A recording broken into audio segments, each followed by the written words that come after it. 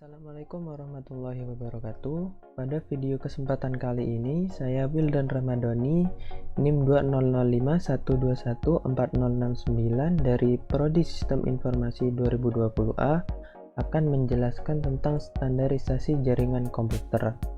Oke, langsung saja ke pengertian standarisasi jaringan. Apa itu standarisasi jaringan? Standarisasi yaitu penentuan ukuran yang harus diikuti suatu golongan.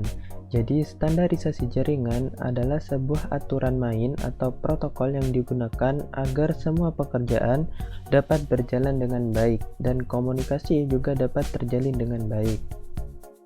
Terdapat dua jenis model standarisasi jaringan, yaitu OSI dan TCP/IP. OSI atau Open System Interconnection adalah protokol untuk menyatakan model jaringan yang melakukan interkoneksi tanpa memandang perangkat keras yang digunakan, sepanjang software komunikasi sesuai standar.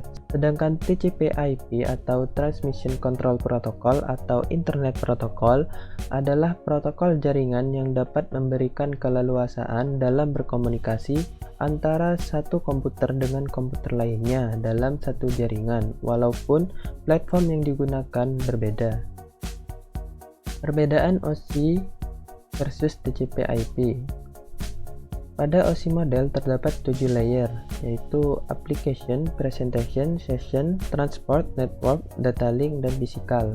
Dan untuk TCP/IP model, yaitu Application, Transport, Internet, dan Network Access. Tugas pada setiap layer OSI, pada layer ke-7, bertugas menunjang aplikasi untuk berkomunikasi melalui jaringan. Layer ke-6 bertugas memformat data sehingga dapat dikenali di penerima. Layer ke-5 bertugas membentuk koneksi kemudian memutuskannya ketika seluruh data telah terkirim.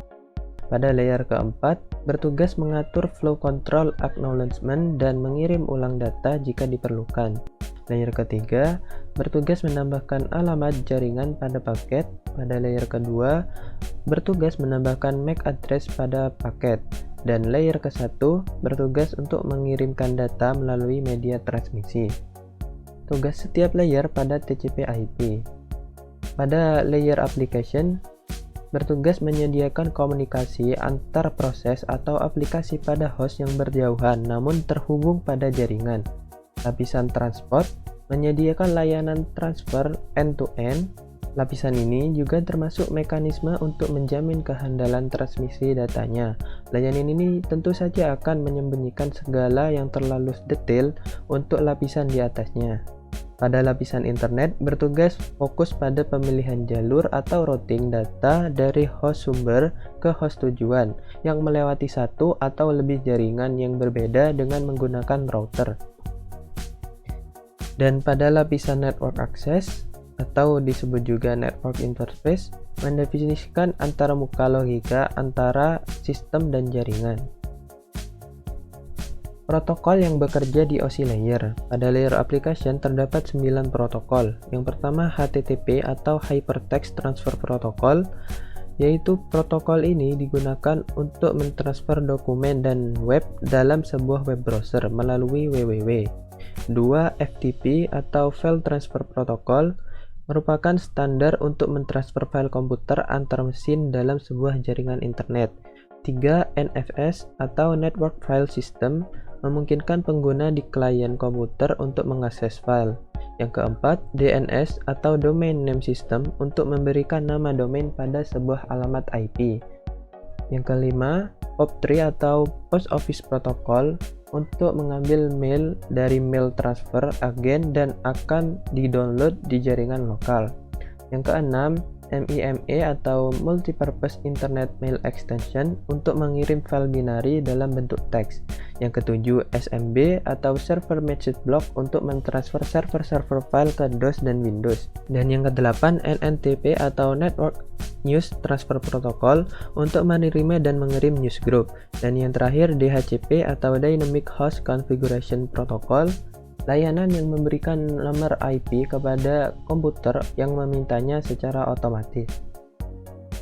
Pada lapisan presentation terdapat 3 protokol. Yang pertama, Telnet untuk mengakses remote masuk ke suatu host, data berjalan secara line text. Yang kedua, SMTP atau Simple Mail Transfer Protocol, biasa digunakan dalam pengiriman email di internet. Yang ketiga, SNPM atau Simple Network Management Protocol untuk manajemen peralatan yang terhubung dalam jaringan IP. Pada layer session, terdapat 4 protokol. Yang pertama, NetBIOS memungkinkan user mengirim pesan tunggal secara serempak ke komputer lain yang terkoneksi. Yang kedua, NetBIOS atau NetBIOS Extended User Interface berfungsi sama dengan NetBIOS. Dengan menambahkan fungsi memungkinkan bekerja dengan beragam hardware dan software. Yang ketiga, ADSP atau AppleTalk Data Stream Protocol untuk memantau aliran data di antara dua komputer agar tidak terputus. Yang keempat, PAP atau Printer Access Protocol untuk akses pada jaringan AppleTalk dan untuk mengendalikan bagaimana pola komunikasi antar node. Selanjutnya, layer transport terdiri dari 2 protokol. Yang pertama, TCP atau Transmission Control Protocol, yaitu protokol yang menyediakan layanan penuh pada lapisan transport untuk aplikasi. Dan yang kedua yaitu UDP atau User Datagram Protocol, protokol connectionless dan process-to-process yang hanya menambahkan alamat port, checksum error control, dan panjang informasi data pada layer di atasnya. Setelah itu, layer network. Terdapat 5 protokol. Yang pertama, IP atau Internet Networking Protocol untuk mentransportasikan data dalam paket yang disebut datagram. Yang kedua, ARP atau Address Resolution Protocol untuk mengetahui alamat IP berdasarkan alamat fisik dari sebuah komputer. Yang ketiga, RARP atau Reverse Address Resolution Protocol untuk mengetahui alamat fisik melalui IP komputer. Dan yang keempat, ICMP atau Internet Control Message Protocol untuk mengirim notifikasi datagram yang mengalami masalah pada hostnya. Dan yang kelima, IGMP atau Internet Group Message Protocol untuk memberi fasilitas message yang simultan kepada grup penerima. Selanjutnya, data link. Terdapat 2 protokol yang digunakan. Yang pertama, PPP atau Point-to-Point Protocol untuk point-to-point pada suatu jaringan. Dan yang kedua, SLIP atau Serial Line Internet Protocol untuk menyambung serial. Dan yang terakhir yaitu layer fisikal.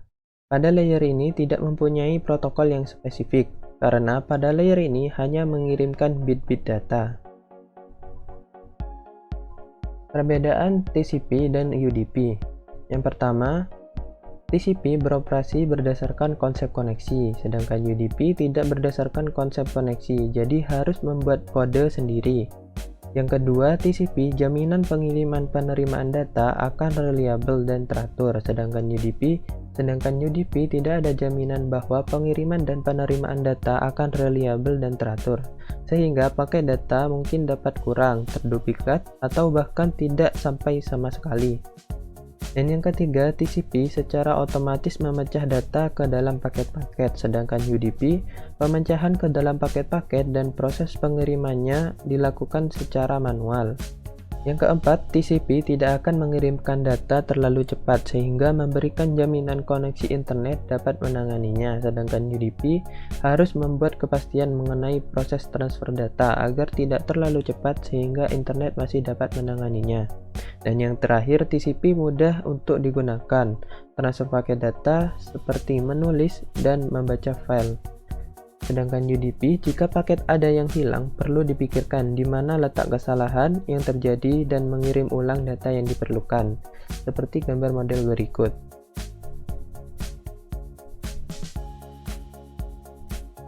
Pada TCP ini, proses transfer lambat namun dapat dihandalkan.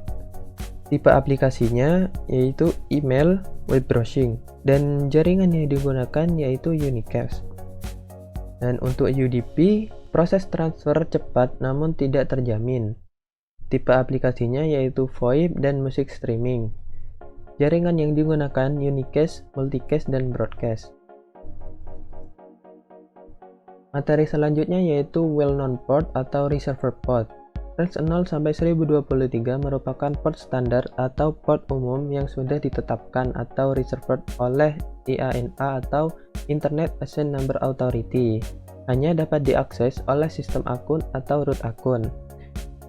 Untuk port number, protokol, dan application dapat dilihat pada gambar di bawah. Selanjutnya, range 1024 sampai 49151 dapat diakses oleh program dengan program aplikasi yang digunakan oleh user akun biasa. Dapat dilihat pada gambar di bawah.